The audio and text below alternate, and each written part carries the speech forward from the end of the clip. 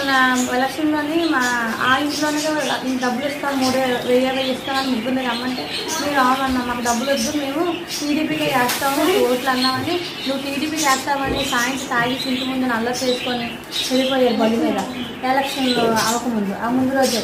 ఆ తర్వాత ఎలక్షన్ దాకా నీకు ఉంటుంది అని వెళ్ళిపోయారమ్మ.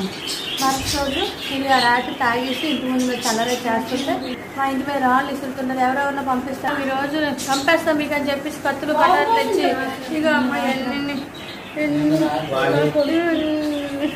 మా పిల్లలకి మాకు అందరినీ శుభ్రం కుట్టేశారు, దాడి చేశారు. నా కొడుకుని ఎత్తుకొని వెళ్ళిపోయారు. నలుగురు కలిసి కొట్టారు, మొత్తం లాగి ఇంట్లో బయటకు లాగి మరి కొట్టారు. నలుగురు కలిసి బయట ఇంట్లో ఉన్న బయటకు లాగి మరి కొట్టారు. ఎక్కడ చదువుతుందో చెప్పు. హైదరాబాద్ లో చదువుతున్నాను.